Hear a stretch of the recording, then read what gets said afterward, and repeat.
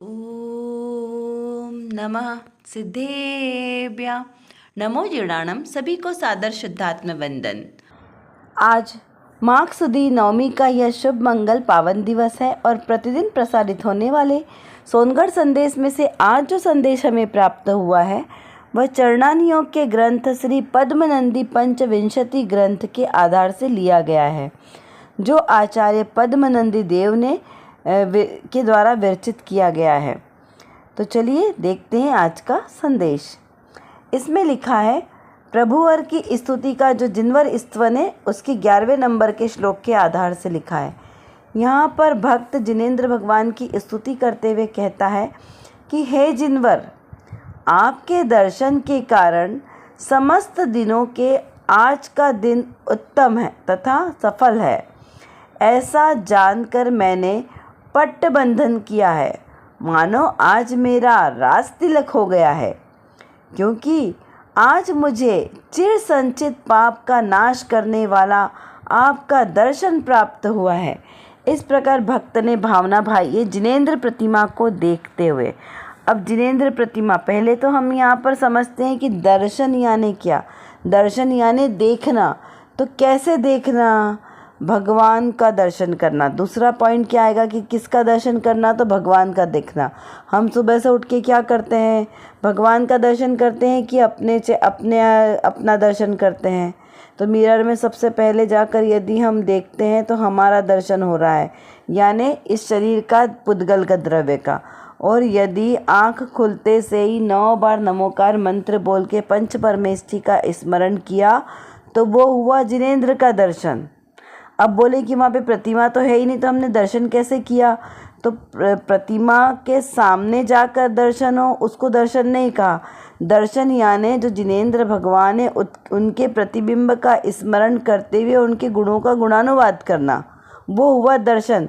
अगर आप मंदिर में जाके प्रतिमा का दर्शन कर रहे हैं और उसके बाद भी यदि आपको उनके स्वरूप का विचार नहीं आया तो वो दर्शन किसी कार्यकारी का नहीं है।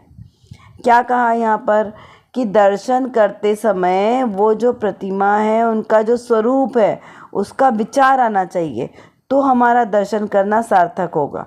जैसे कहते हैं ना प्रक्षाल पाठ में कि जिन दर्शन से निज दर्शन हो, निज दर्शन से जिन दर्शन हो। तो उसको क्या अर्थ लेना वहाँ पर कि जिन दर्शन से यानी जिनेंद्र भगवान के प्रतिमा को देखकर हमें अपने स्वरूप का ध्यान आना चाहिए। हमारे स्वरूप का विचार करते करते हमें अपने स्वरूप का विचार करते करते जिनेंद्र प्रतिमा का ध्यान होना चाहिए, तो वो हुआ दर्शन। कैसा? जिन दर्शन से निज दर्शन, निज दर्शन से जिन दर्शन। यह सम्यक दर्शन का कारण है। जिनेंद्र भगवान का दर्शन करना मात्र सम्यक दर्शन का कारण है। निधत्ति निकांचित कर्मों का नाश एकमात्र जिनेंद्र भगवान की प्रतिमा को देखकर होता है। क्या कहा? निधत्ति निकांचित कर्म जो ढीठ प्रकृति के बनते हैं उन कर्मों का नाश भी एकमात्र सम्यक दर्शन के निमित्त से हो सकता है। ठीक है ना? इस प्रकार इसको समझना। फिर आगे क्या लिया यहाँ पर? कहा कि जैसे हे भगवान, आपके दर्शन के कारण समस्त दिनों के यानी अभी तक का मेरे जितना भी समय निकला, यहाँ पे सारा समय लगा लेना, अनादिकाल से भी लगा लेना कि जितना समय मेरा अभी तक व्यर्थ गया है वो सब काहे के लिए व्यर्थ गया? क्योंकि मैंने जिनेंद्र भगवान का दर्शन नहीं किया। भाव में मुझे जैन धर्म तो मिला, लेकिन जिस तरीके से मुझे दर्शन करने थे वैसे मैंने दर्शन कहीं नहीं किए। तो अब मुझे समझ आ गई है ना, अब मुझे समझ में आ गया है कि जिनेंद्र भगवान को कैसे देखना। तो द्रव्य गुण पर्याय से देखना, स्वचतुष्टय में विराजमान है ऐसे उन अनंत सिद्ध भगवान को देखना, तो वो हमारा दर्शन करने की सार्थकता होगी। और जब मैंने ऐसा दर्शन किया है तो मैंने अपने चित्त में ऐसा ये अनुभव किया है कि हे भगवान, आपके दर्शन से जो मुझे मेरे आत्मा का दर्शन हुआ, तो अब ऐसा ही दर्शन मुझे बारंबार करना है ना, क्योंकि ये मेरे भाव के बंधन को रोकने वाला है। इसलिए मैंने ऐसा पट्टबंध किया है। ऐसा पट्टबंध किया मतलब यहाँ से इसका सिंपल सा अर्थ समझे तो मैंने ऐसा निर्णय कर लिया है कि हे भगवान, आपके दर्शन करने मात्र से मुझे अपने स्वरूप का विचार आता है ना। तो इस भावना के साथ हमने आपका दर्शन किया।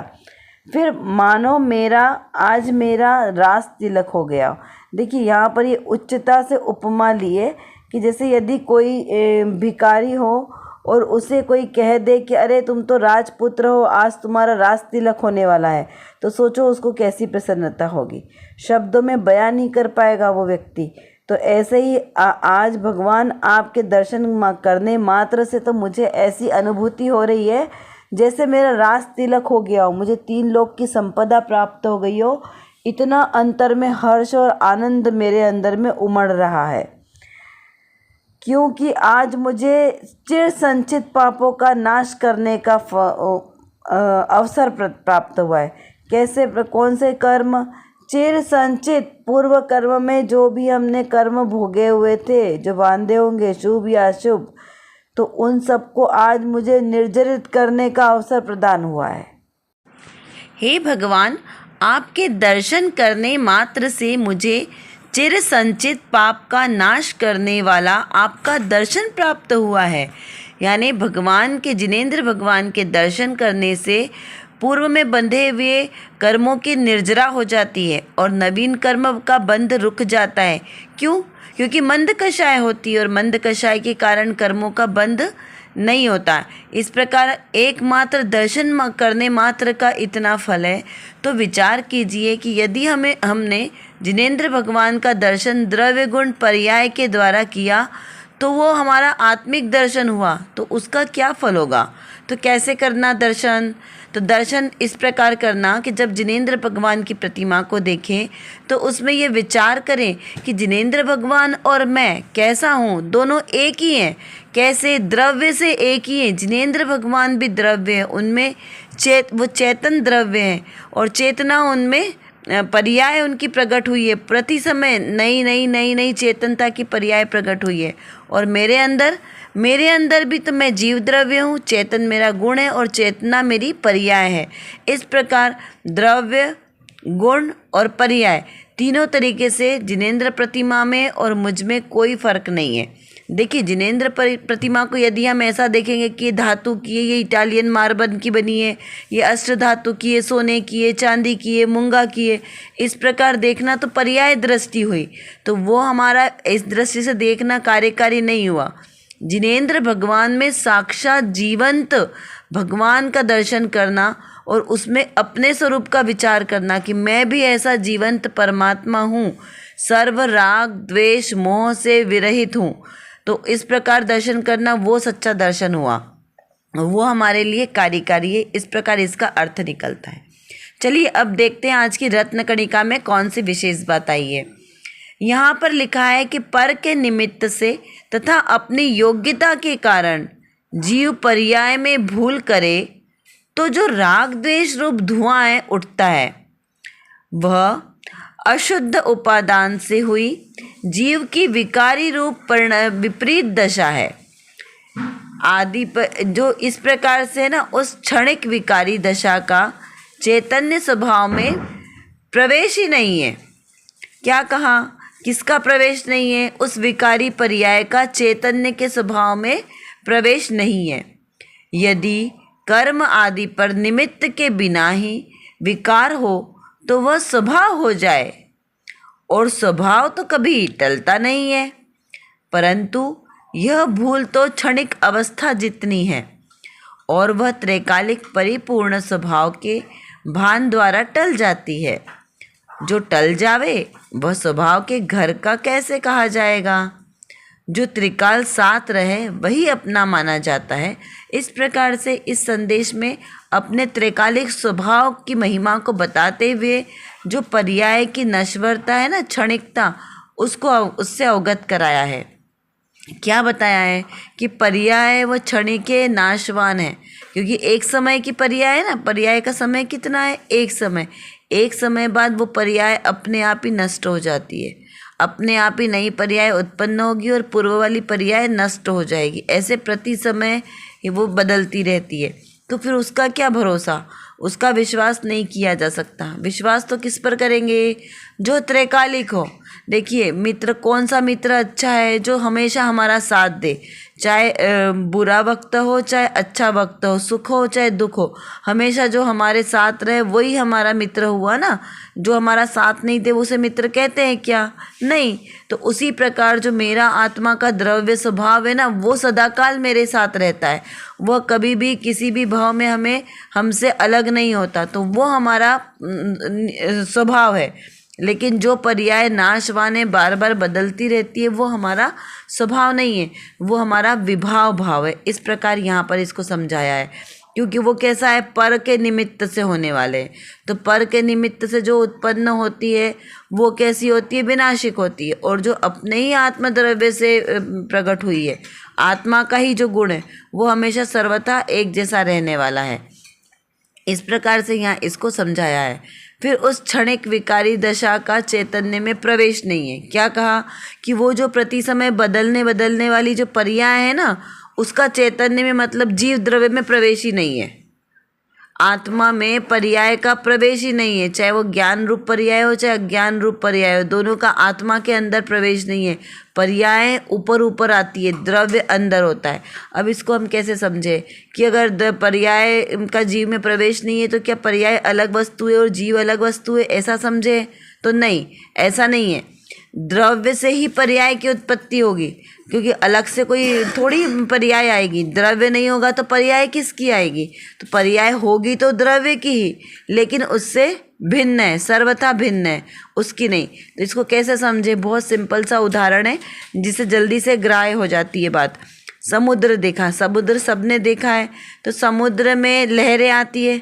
अगर हमें समुद्र की पहचान करानी हो तो क्या कहेंगे? कि जिसमें बड़ी बड़ी लहरें आती है वो समुद्र है, ये उसकी पहचान है ना। जहाँ पे बड़ी लहरें नहीं होती उसे समुद्र नहीं कहते। छोटी नदी या झरना बोलो या नहर बोलो, वहाँ पर लहरें इतनी नहीं आती जो समुद्र में आती है, तो वो समुद्र का लक्षण है कि वहाँ लहरें होती है।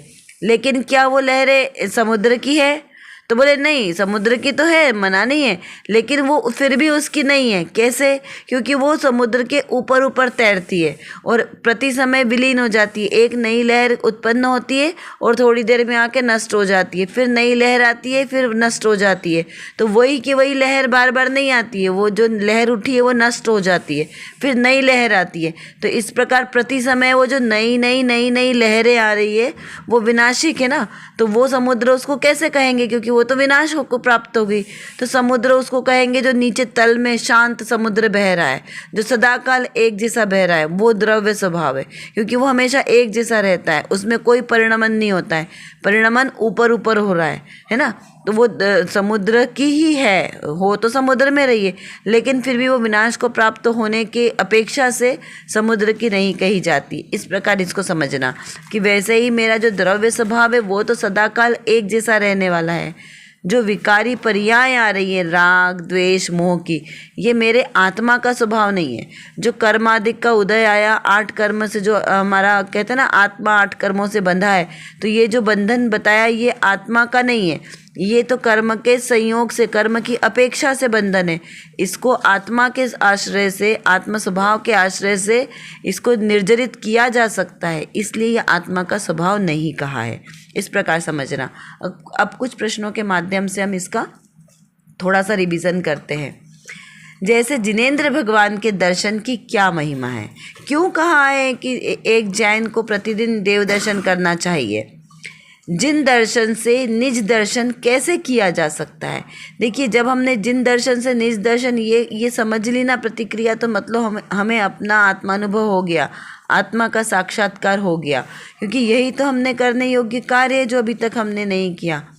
भगवान की प्रतिमा में अपना प्रतिबिंब हमें झलकना चाहिए, तो दर्शन करना कार्यकारी सिद्ध होता है। फिर जिन दर्शन को व्यवहार सम्यक्त दर्शन में निमित्त कहा है, तो कैसे कहा है, क्यों कहा है? क्योंकि व्यवहार सम्यक दर्शन यानी जिनेंद्र भगवान हमारे साक्षात निमित्त है, इसलिए उनके दर्शन को व्यवहार निमित्त कहा। कि पर का निमित्त है ना, प्रतिमा का दर्शन किया, फिर उसमें हमने उनके स्वरूप का विचार किया, तो ये पर का निमित्त हुआ। और एकमात्र अपना निशुद्ध आत्मा कि मैं ऐसा हूँ, कैसा हूँ? जिनेंद्र भगवान की तरह, लेकिन मैं कैसा हूँ?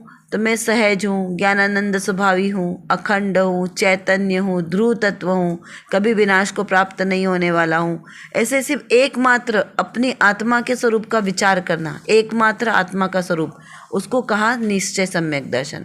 जैसे 12 भावनाओं में एक एकत्व भावना है ना, तो एकत्व भावना एकमात्र अपने स्वरूप का विचार कराती है।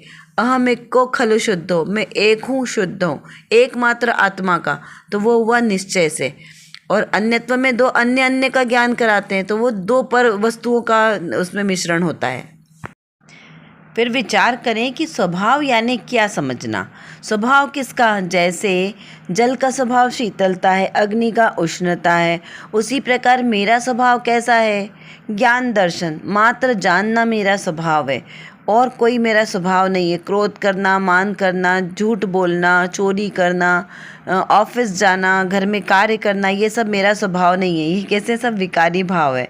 इस प्रकार अपने स्वभाव का चिंतन करना। फिर विचार करें कि त्रिकाल मेरे साथ रहने वाले क्या क्या हैं, कौन कौन सी वस्तुएं, कौन कौन सा ज्ञान, कौन कौन सा गुण मेरे साथ त्रिकाल साथ में रहने वाला है, जो मेरा है, और कौन मेरे नहीं है। इस प्रकार भेद ज्ञान हमें निरंतर करने योग्य कार्य है।